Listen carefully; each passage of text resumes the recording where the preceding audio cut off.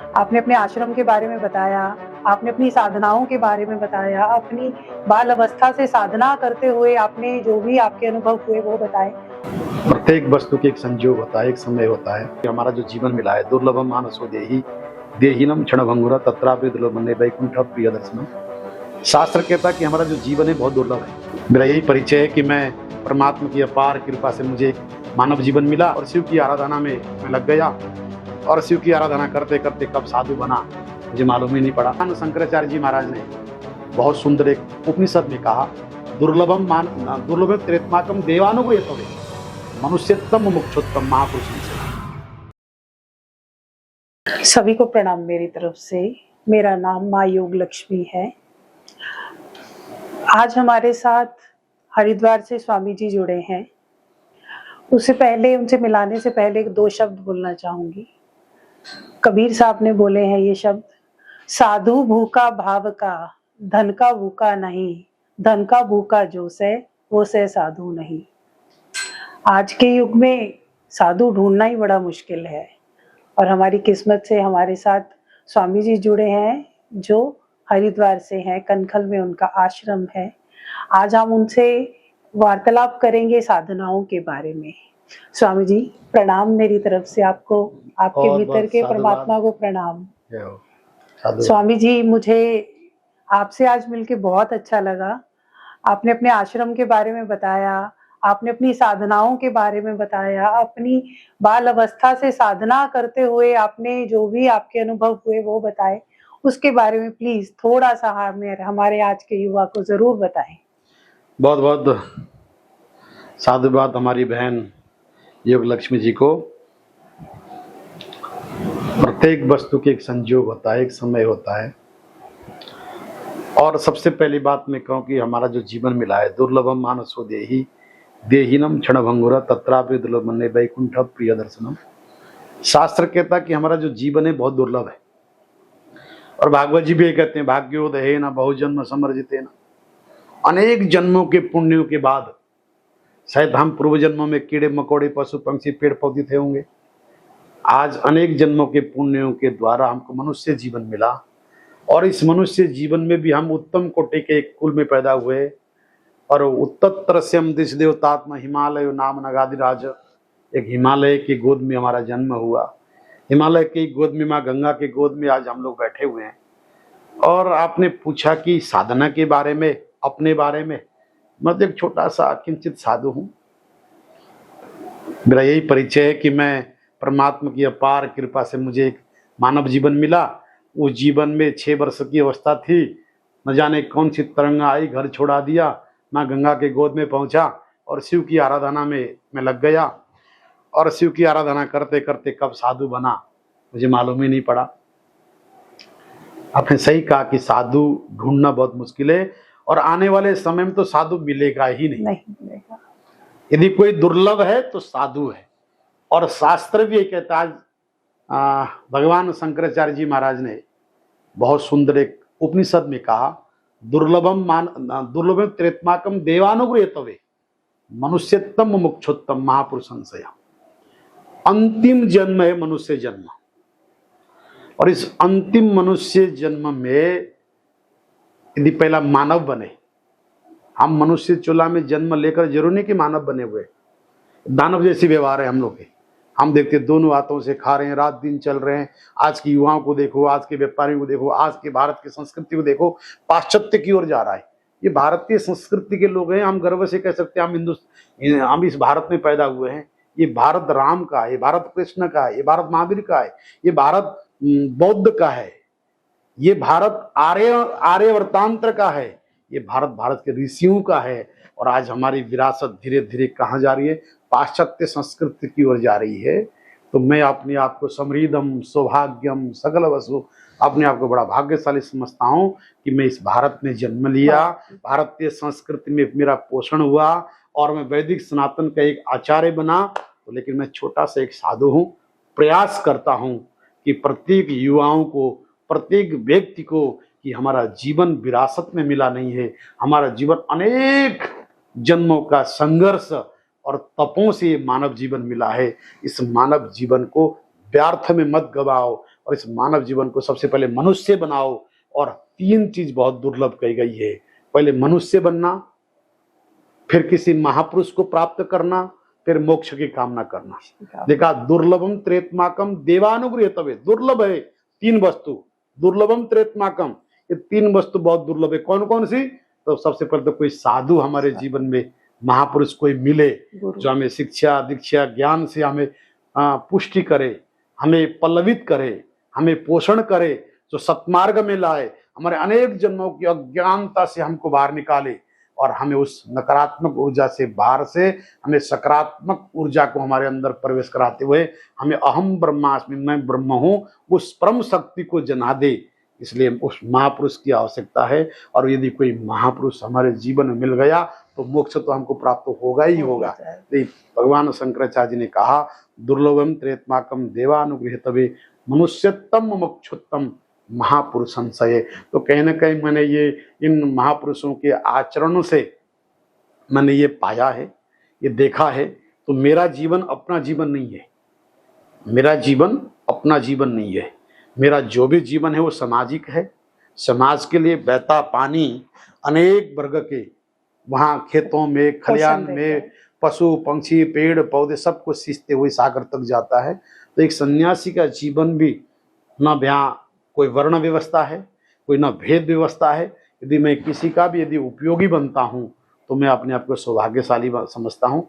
और विशेष करके आपने कहा कि जो मेरी जो वास्तविकता पहचान तो कुछ भी नहीं है, एक साधु हूँ और यही है कि मैं जो भी आप सेवा कर सकूँ समाज के लिए।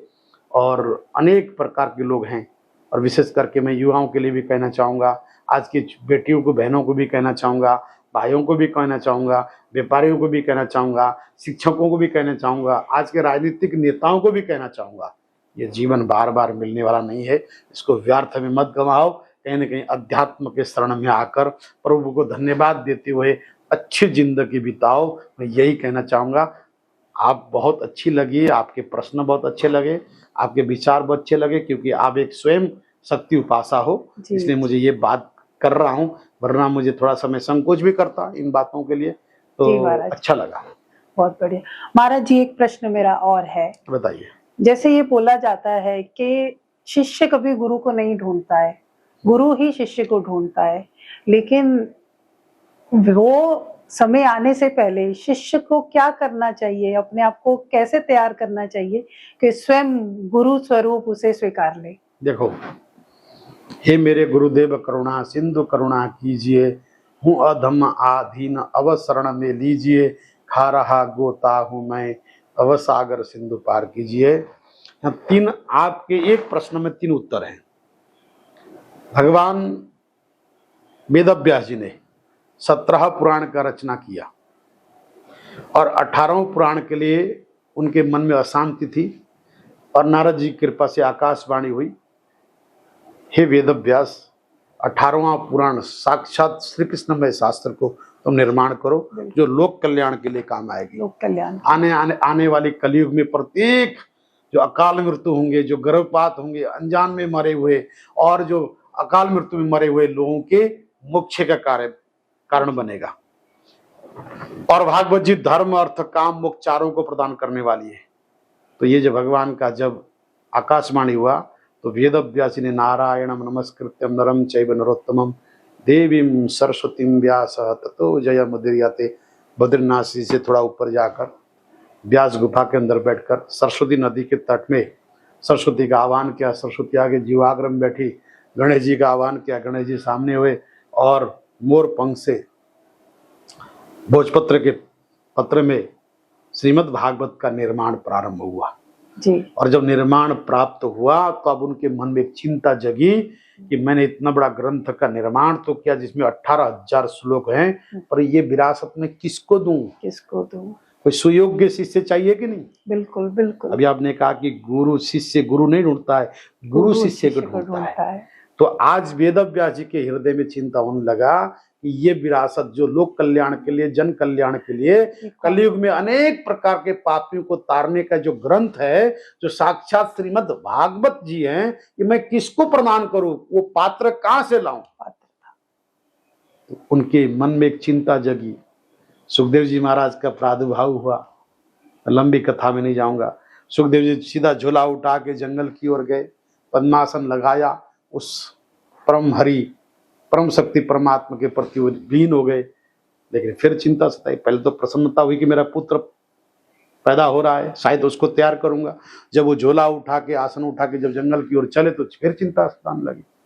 2 शिष्यों को बुलाया, ब्रहा पीड़म नटप्रभु आदि श्लोक कही।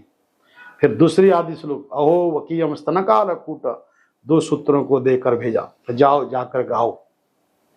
जैसे ही पहला आधा श्लोक गाया, ब्रहा पीड़म नटप्रभु कर्णयो कर्ण कार्यकम, जैसे ये आधा श्लोक गाया तो भगवान सुखदेव जी महाराज के नेत्र खुल गए। दूसरा श्लोक गाया अहो वकीयम स्तनकाल कूट, जब ये सुना तो खड़े हो गए, इधर आओ, तुमने कहां से सीखा, तुमने कहां से जाना, किसने तुमको बताया इतने सुंदर भगवान की महिमा। तो 2 ऋषि कुमारों ने कहा कि आप हमारे गुरुदेव जी महाराज, आपको तो हमने आदि श्लोक सुनाई है, 2 श्लोक के आदि आदि, पर ऐसे 18,000 श्लोक हमारे गुरुदेव के पास हैं जो नित्य गायन होता है। तो बोला कौन है आपके गुरुदेव? महाराज आपके पिताजी भगवान वेदव्यास। तो खड़े हो गए कि मेरे घर में साक्षात भगवान की स्तुति करने वाले 18,000 श्लोक स्वयं मेरे गुरु परमात्मा स्वरूप मेरे पिता, तो मैं उनको छोड़कर जंगल में आ गया। सुखदेव जी महाराज लौट के आए, गुरुदेव अब पिता के चरणों में गिर गए और पिता के बंदो हूँ गुरु पद, गुरुदेव के चरण को पकड़, पिता के चरण को पकड़ के कहा कि मुझे शिष्य स्वीकार करो, मैं आपको गुरु के रूप में वर्णन करना चाहता हूँ और वह 18,000 श्लोक मैं आपको आपसे ग्रहण करना चाहता हूँ जो समाज और राष्ट्र के लिए काम आए। तो देखो गुरु को आज चिंता है, शिष्य को चिंता नहीं है। शिष्य गुरु को तो चलो उसके प्रारब्ध में जब है मिलेगा, लेकिन गुरु शिष्य ढूंढता है कि हमें सुयोग्य कोई शिष्य मिले। दूसरी बात, महाभारत का युद्ध चल रहा था जी, और अर्जुन को भगवान ने क्यों माध्यम बनाया?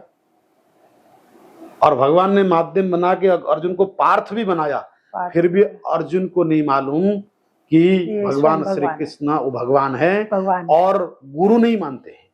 जैसे उन्होंने विराट सहस्र शीरेखा पुरुखा सहस्राक्ष सहस्रपाद नमोस्तु नंताय सहस्रमूर्तये, जब उन्होंने विराट रूप दिखाया तब अर्जुन के मन में शिष्य होने का भाव जगा, तब भगवान को गुरु के रूप में स्वीकार किया और भगवान ने उनको शिष्य के रूप में स्वीकार किया, भगवान ने चयन किया। ठीक है, ऐसे अनेक उदाहरण है, क्योंकि एक शिष्य कभी गुरु नहीं ढूंढता है, गुरु सुयोग्य शिष्य ढूंढता है, ताकि मेरी विद्या को, मेरी साधना को, जो मैंने जीवन में वो उपासना किया है, वो मैंने जो मेरे अनेक जन्मों का जो उपासना के द्वारा, मेरे अनेक जन्मों के तप तपस्या के द्वारा जो मैंने पैदा की मेरी शक्ति, मैं किसी ऐसे शख्स को दूं, ऐसे सुयोग्य शिष्य को दूं जिससे कि वो समाज में उसका उपयोग करे, कोई दुरुपयोग ना करे। इसलिए गुरु एक अच्छे शिष्य ढूंढता है। तीसरा उदाहरण मैं आपको देना चाहता हूं, रामकृष्ण परमहंस और स्वामी विवेकानंद में सब जानते हैं। स्वामी विवेकानंद घूमते हुए जा रहे थे तो देखा कि रामकृष्ण परमहंस बहुत अच्छी स्पीच दे रहे थे। थोड़ी देर बैठे और जैसे रामकृष्ण परमहंस ने जैसे विवेकानंद को, नरेंद्र को देखा, उसके नेत्र में देखा, तो उनके हृदय में लगा कि यही मेरा उत्तराधिकारी बन सकता है। नरेंद्र भी चुपचाप उठा और चल पड़ा और रामकृष्ण परमहंस पीछे से जाकर, ए नरेंद्र रुक, जिसकी तलाश में तू कर रहा है ना, तेरे से ज्यादा तलाश मेरी थी, आ मैं तेरी तलाश में हूं। दोबारा बुला के उनको शिक्षित प्रदान किया। आज पूरा दुनिया रामकृष्ण परमहंस के नाम से विवेकानंद को कोई नहीं जानता, विवेकानंद के नाम से रामकृष्ण परमहंस जानता। चौथी बात, राजा परीक्षित को, भागवत सुनती हैं आप, राजा परीक्षित को एक जंगल में जाकर एक ऋषि का उन्होंने अपमान किया, क्योंकि उनके मुकुट में कलयुग बैठा था। जैसे हस्तिनापुर में आकर उन्होंने मुकुट उतारी, वो सारा वृत्तांत याद आया। मेरे द्वारा इतना अघोर पाप किया मैंने, जघन्य पाप किया मैंने एक ऋषि का, जिनकी मैं चरण वंदना करता था, जिनकी मैं पूजा करता था। आज मैं उस ऋषि को मैंने तिरस्कार किया, धिक्कार है मेरा जीवन। उन्होंने उसी समय अपने 7 वर्ष के पुत्र जन्मजय को बुलाया, अपने आश्रम में बैठाया, तिलक किया और निकलने लगे। इतने में श्रृंगर ऋषि आए, महाराज आज के 7वां दिन तुम्हारी मृत्यु है, अपनी मृत्यु के कारण ढूंढ लो। उन्होंने कहा कि मुझे तो मरना ही है। ऋषि का श्राप, संत का श्राप, गुरु का श्राप, ब्राह्मण का श्राप, देखो श्राप तो किसी का भी हो लगता है, बिल्कुल लगता है, और उसमें भी किसी महात्मा का। राजा परीक्षित को लगा कि संसार में मुझे कोई बचा नहीं सकता है। आज 7 दिन है मेरे पास, आज के बाद 6 दिन है। बड़े बड़े ऋषि मुनि आए, बड़े बड़े ब्राह्मण आए, बड़े बड़े विद्वान आए, राजन आपका जैसा कोई राजन है, आपके लिए हम ये यज्ञ करेंगे, ये अनुष्ठान करेंगे, ये मंत्र जाप करेंगे। लेकिन उनको भरोसा नहीं हुआ। अब के ऐसा सदगुरु ढूंढ रहे हैं। ढूंढते ढूंढते ढूंढते ढूंढते सुप्रताल में पहुंचे। राजा परीक्षित जी महाराज जब सामने पहुंचे, सुखदेव जी महाराज नेत्र बंद करके अपनी समाधि में थे। जैसे ही सुखदेव वहां पहुंचे तो राजा परीक्षित के नेत्र खुले, अपने आप नेत्र खुले। जिस शिष्य की मुझे तलाश थी, आज वह शिष्य मेरे पास आ गया है। वो भी वेट कर रहे थे, वो भी वेट कर रहे, वही मैं कर रहा हूं ना। जिस शिष्य की मुझे तलाश थी, जिसको मैं श्रीमद् भागवत कथा श्रवण कराना है, कोई पात्र मेरे पास नहीं था, आज कोई सुयोग्य पात्र आ रहा है, जिसकी प्रतीक्षा कर रहे थे। जैसे सुखदेव जी महाराज प्रतीक्षा कर रहे थे, राजा परीक्षित पहुंचते ही नेत्र खोला और कहा बेटा आ गया।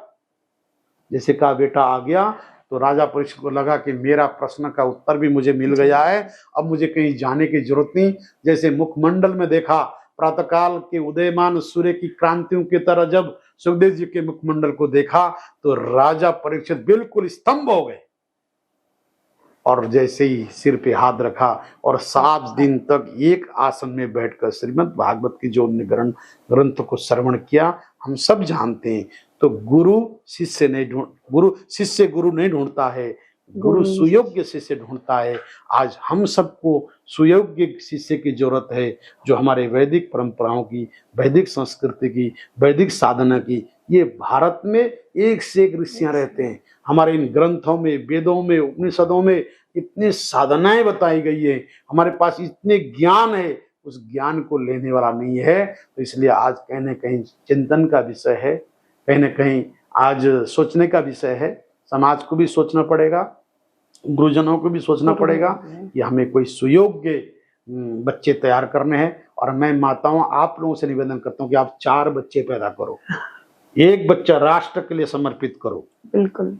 एक बच्चा आपको देश के लिए समर्पित करो, एक बच्चा राष्ट्र के लिए समर्पित करो, एक बच्चा धर्म के लिए समर्पित करो, एक बच्चा व्यापार में समर्पित करो और एक बच्चा अपने लिए रखो। ये 4 बच्चे यदि हमारे होंगे तो हमारा धर्म बढ़ेगा, राष्ट्र सुरक्षित रहेगा और हम भी सुरक्षित रहेंगे, हमारी परंपराएं भी सुरक्षित रहेगा और हमारा ये वैदिक परंपरा चलेगा। आज के समय में क्या हो गया, हम 2 हमारा 1, ये भी धीरे धीरे खत्म, लिविंग में आ गया है। तो कहीं ना कहीं आने वाला समय सोचने वाला है। वैदिक सनातन संस्कृति इसी प्रकार से अगर चला तो ये कहीं ना कहीं इसके विषय में महापुरुषों को चिंतन करना पड़ेगा। ये पीड़ा है, मेरे हृदय में भी पीड़ा है कि हम दूसरे धर्मों के तो हम चर्चा नहीं करेंगे, किसी का खंडन नहीं करना, हम तो मुंडन नहीं करते हैं। दूसरे धर्म जिस तरह से बढ़ रहे हैं, हमारा धर्मों में हमारी जो जनरेशन है धीरे धीरे कम होती जा रही है। और जो वो लोग क्या है, उनकी 4 शादी 5 बच्चे और हमारी एक ही शादी और एक ही बच्चा, वो भी लिविंग में चला गया। तो कहीं ना कहीं अब हमें विचार करने वाली बात है कि हमारी विरासत का क्या होगा, हमारे साधनों का क्या होगा, हमारे ग्रंथों का क्या होगा, हमारे राष्ट्र का क्या होगा। तो विचार करनी ये बात है। मुझे अच्छा लग रहा है कि आप जो प्रश्न कर रही हैं अच्छा लग रहा है। स्वामी जी, इस प्रश्न से जो मैंने अभी आपसे पूछा, इससे एक और प्रश्न उत्पन्न हुआ है, वो भी मैं पूछना चाहूंगी। ये आपने अभी बोला कि गुरु वेट करता है, वो देखता है कि कब शिष्य तैयार होगा, लेकिन बात ये है कि शिष्य भी, आज का युवा भी चाहता है कि मुझे कोई ऐसी जगह मिले जहां पे जाके मैं साधना करूं, मुझे कोई ऐसा गाइड मिले जहां पे जाके मैं अपनी जीवन शैली को बदल लूं। सुकून नहीं है आज के युवा को, बेचैन है, इसीलिए वो नशे की तरफ बढ़ता जा रहा है, इसीलिए वो गलत चीजों में जाता जा रहा है। तो उसके लिए आपके आश्रम में क्या क्या व्यवस्था है कि आज का बहुत युवा सुंदर है। आज का यूथ, आज का युवा जो भटक रहा है, जो नशा की ओर जा रहा है, सही मायने में उसको हम सही उसको संस्कृति नहीं दे पा रहे हैं, सही संस्कार नहीं दे पा रहे हैं। संस्कार की संस्कार कमी घर है। से प्राप्त होता है। गाइडेंस ध्यान देना, सबसे पहले तो घर में माता पिता के पास टाइम नहीं है। नहीं है। मेरा बेटा क्या कर रहा है, कहाँ जा रहा है, हम अपने व्यापार में, नहीं अपने पता। बिजनेस में हम इतना मस्त हैं कि हमें यही नहीं पता कि हमारा बेटा बच्चे क्या कर रहा है, रहे हैं। बेटी क्या कर रहे हैं। हमारी बेटी को, बेटे को नौकर पाल रहे हैं, नौकर स्कूल में छोड़ रहे हैं, नौकर से लेके आ रहे हैं, हम टाइम नहीं दे पा रहे हैं, इसलिए कहीं ना कहीं वो बच्चा डिप्रेशन में जा रहा है। पहली बात। बिल्कुल। दूसरी बात, आपने कहा कि मेरे आश्रम में क्या है। देखिए, मैं तो एक यूथ हूँ और मेरे से अधिकतर युवा ही लोग जुड़े हुए हैं। मेरे फेसबुक खोल के देखेंगे आप, मेरी अधिकतर मेरी साधनाओं में, मेरी कथाओं में, मेरी यात्राओं में अधिकतर मेरे साथ युवा लोग ही जुड़े हुए हैं। जितने भी युवा हैं वो मुझसे जुड़ सकते हैं, मुझसे यानी कोई क्वेश्चंस कर सकते हैं। और उनके लिए मैं एक ही बात कहूँगा, भाई नशे से आपका जीवन सफल होने वाला नहीं है। नशा आपको बर्बादी की ओर ले जा रहा है। आप हो सकता है कि नशा के अधीन हो गए, छोड़ नहीं सकते हैं, तो आप हम जैसे लोगों से जुड़ो। सबको मालूम है, आज तो इंटरनेट में जाओ, हरिद्वार टाइप करो, हरिद्वार में अनेक आश्रम के नाम आएंगे, जिसमें एक रामेश्वर धाम का भी नाम, रामेश्वर धाम का भी नाम आएगा। मैं एक मिनट आप- सबको बताना चाहूंगी हाँ। कि स्वामी जी के आश्रम का नाम रामेश्वर धाम है, कंथल में है। ये बहुत ही सुंदर आश्रम है। वहाँ शिवलिंग स्थापित है और माँ बगलामुखी की भी वहाँ स्थापना होती है, आदि शक्ति की स्थापना की गई है। वहाँ पे निरंतर अनुष्ठान चलते हैं, नवचंडी होते रहते हैं। इसके बारे में भी जरूर प्रश्न करेंगे। जी स्वामी जी, आप बताइए। तो मैं ये कहूंगा कि रामेश्वर धाम करके छोटा सा आश्रम है। यूँ तो मेरा पंजाब में भी है, जम्मू में भी है, सिलीगुड़ी में भी है, अनेक विदेशों में भी, अमेरिका में भी है, वेस्ट इंडीज में भी है, अभी ऑस्ट्रेलिया में भी तैयार हो रहा है। ये अध्यात्म के केंद्र है, ये संस्कार के केंद्र है, ये साधनाओं के केंद्र है। कोई अगर संस्कृत पढ़ना चाहता है तो मेरा वेस्ट बंगाल में विद्यापीठ है, वहाँ कुछ नहीं करना है, आप नाम लिखा दो, हम बच्चा भेजेंगे, हमारे सारे खर्चा हमारे हैं। 5 साल 10 साल के बाद आपका बेटा एक धार्मिक युद्ध बनकर, एक शास्त्री बनकर निकल आएगा। जरूर नहीं कि वो बाबा जी बनेगा या साधु बनेगा, पंडिताई करेगा, वो किसी भी क्षेत्र में जा सकता है, वहाँ हर प्रकार के सब्जेक्ट है। बहुत बढ़िया। दूसरी बात है कि मैं अपनी बात करूं, यदि कोई बच्चा हरिद्वार आना चाहता है, मुझसे मिलना चाहता है, मुझे दीक्षा लेना चाहता है, मुझसे मंत्र लेना चाहता है, वो किसी समस्या में है, वो नशे की समस्या में है, वो व्यापार की समस्या में है, वो कोई साधना, कोई वो नौकरी की समस्या में है, किसी का विवाह नहीं हो रहा है, तो हमें डायरेक्ट बात कर सकता है। हमारे पास अनेक प्रकार के उपाय हैं। हम घर से टेलीफोन से भी बता सकते हैं, बेटा तुमने ये करना है, तुमने ये करना है, तुम इसकी साधना करो, तुम ऐसे चलो। तो फॉलो तो करना पड़ेगा, जो बीमार है उसको दवाई तो खाना पड़ेगा, करना पड़ेगा। लेकिन इसमें सबसे यदि बच्चा डिप्रेशन में जा रहा है तो बच्चे की दोष नहीं है, माता पिता का दोष। माता पिता संस्कार होगा, क्यों पिता गाइड नहीं कर पा रहा है, माँ संस्कार नहीं दे पा रही है। तो ये 2 चीज है। मैं विशेष करके माता पिता से कहना चाहूंगा कि अपने बच्चे के लिए टाइम निकालो। आप किसके लिए कमा रहे हो भाई? धन किसके लिए कमा रहे? ये ईंट के टुकड़ों से, पत्थर के टुकड़ों से, चंद कागज के टुकड़ों से आपके बच्चे का भविष्य बनने वाला नहीं है।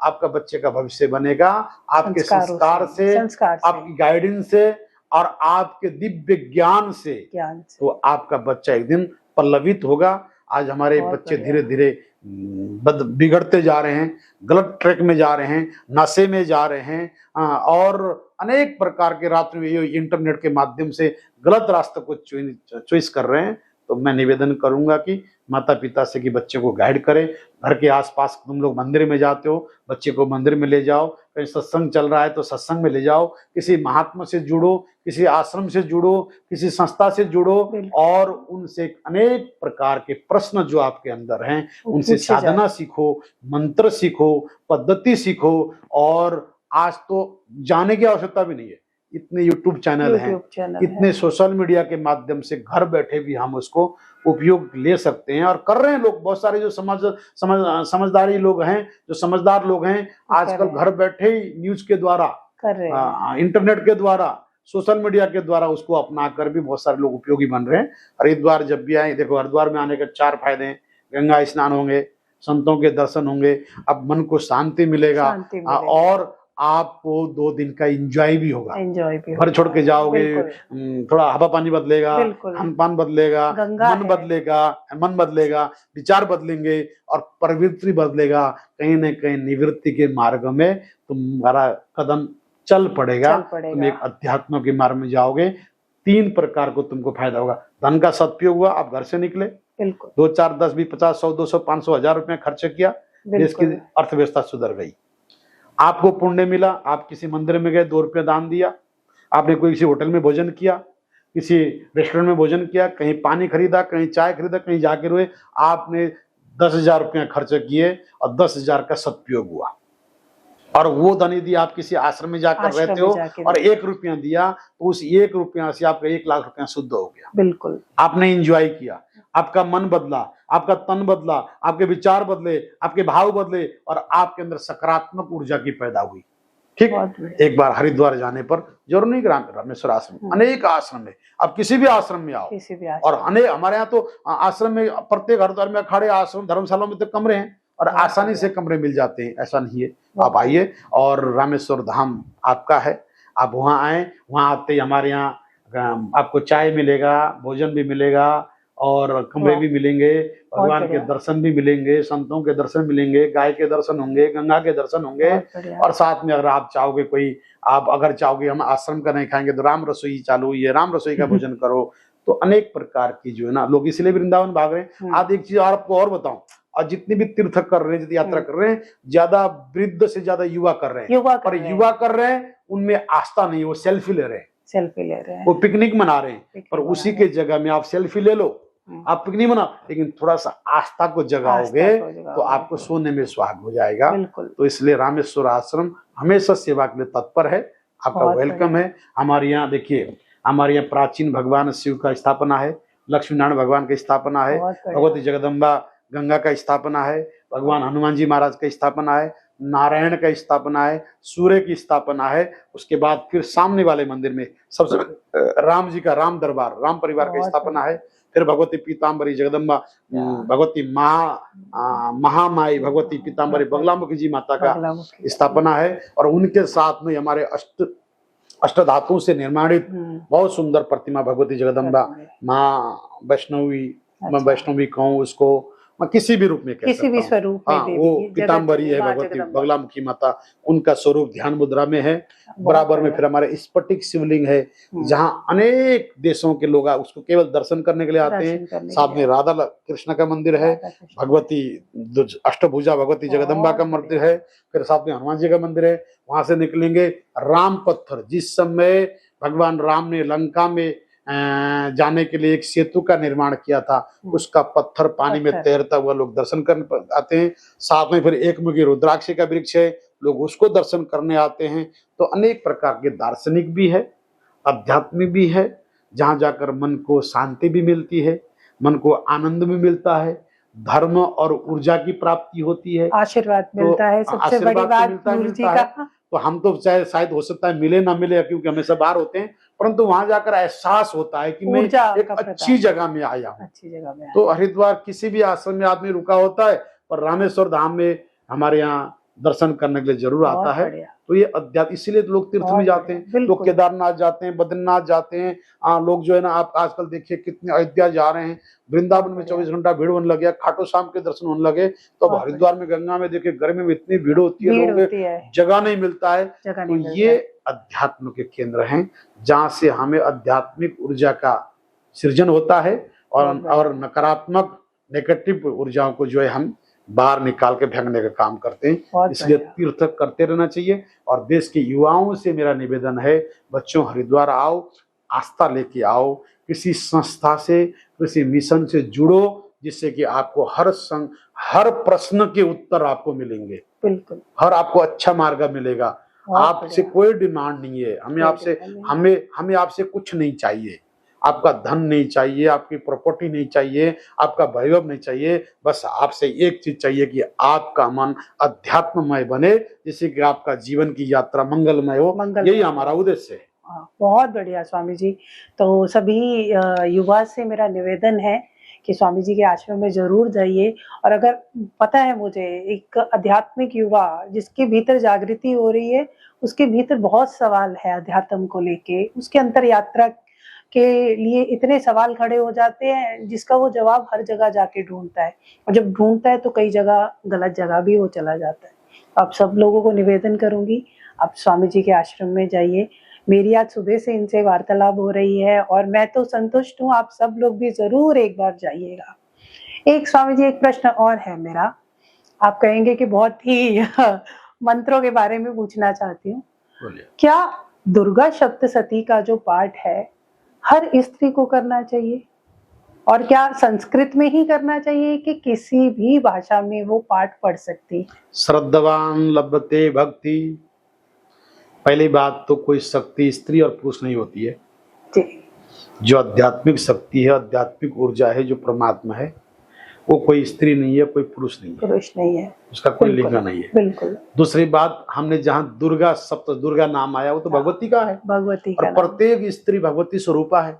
हाँ। तो क्यों नहीं पाठ कर सकता है? वो पहली बात तो सभी को पाठ कर सकता है। दूसरी बात, दुर्गा सरस्वती के लास्ट में जाएंगे तो वहाँ सिद्ध कुंजिका सिद्ध स्तोत्र, कुंजिका स्तोत्र है, चुणदेवी परीक्षा में कुंजिका हाँ, स्तोत्र जो महादेव ने दिया था भावेन, भगवती को। हाँ, तो भगवती स्वयं उसका जो है दिव्य हाँ, मंत्रों का वहाँ उच्चारण हाँ, हो रहा है। हाँ, तो प्रत्येक घर में, प्रत्येक बेटियों को, प्रत्येक बहनों को, प्रत्येक माताओं को दुर्गा की उपासना करना चाहिए और दुर्गा स्तुति का पाठ करना चाहिए।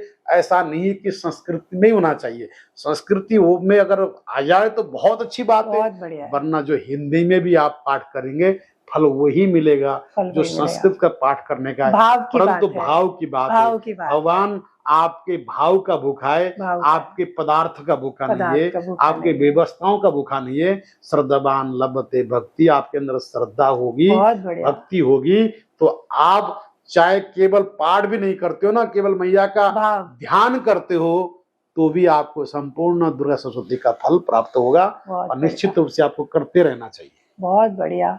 तो ये सभी को एक और निवेदन है, अगर घर में संस्कार लेके आने हैं, चाहते हो कि, ये मेरा खुद का एक्सपीरियंस भी है, बचपन से ही आपके बच्चे आपको देख के सीखते हैं, आप उनको सिखाएंगे वो नहीं सीखेंगे, आप जो खुद करेंगे वो ही सीखेंगे। आप खुद ये पाठ करेंगे तो 100% आपके घर में पॉजिटिविटी आएगी, आपके बच्चे गलत रास्ते में कभी नहीं जाएंगे।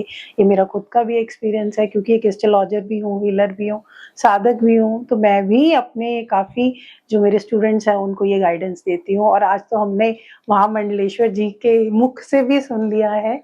और बहुत बहुत धन्यवाद आपका स्वामी जी, आपने हमारे लिए समय निकाला। आपसे बात करके मुझे बहुत अच्छा लगा, और मैं खुद जल्दी ही आपके आश्रम आऊंगी। मैं कहने वाला था, आप जल्दी आप आश्रम में आइए और आपने साधकों को भी लेके आइए। बिल्कुल बिल्कुल और आपको बिल्कुल एक स्वामी जी। अलौकिक आनंद की प्राप्ति। आप तो एक साधक हो, हाँ। आप एक एस्ट्रोलॉजर भी हो, आप एक साधक भी हो। सबसे बड़ी बात है कि मेरी माँ पीताम्बरी दीक्षित भी हूँ, दीक्षित भी हो, हाँ, उपासक भी हो। जी। तो मैं जो मेरी बगलामुखी परिवार है उनमें से एक परिवार की अंश हो, अच्छा। इसलिए मुझे बड़ा अच्छा लगा। और इसी प्रकार से अपने जीवन को सत्मार्ग में लगाते हुए, साधना की पथिक बनते हुए अपने साधकों को भी यही शिक्षा देना, यही मैं आपके लिए मंगल कामना और आशीर्वाद की कामना करता हूँ। आप बहुत अच्छी लगी। ये आपका जो ज्ञान, ध्यान, स्वाध्याय, चिंतन, सेवा, सुमिरन, जो आपके जो स्टूडेंट हैं वो भी आगे विस्तृत रूप से बांटते रहें। धन को जितना बांटेंगे उतनी बढ़ेगा, ज्ञान को जितना बांटेंगे उतनी बढ़ेगा, भक्ति को जितना बांटेंगे उतनी बढ़ेगी। तो इसलिए भक्ति जितना बांटोगे, और भक्ति में जितने साधक हैं, इसलिए उनको साधना सिखाओ, हम सबका जीवन का कल्याण होगा। तो बहुत अच्छा लगा।